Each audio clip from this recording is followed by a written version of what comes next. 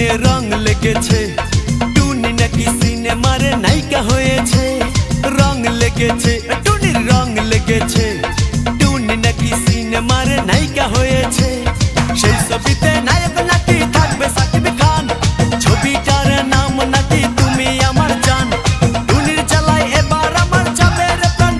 প্রাণ রং লেগেছে মনে রং লেগেছে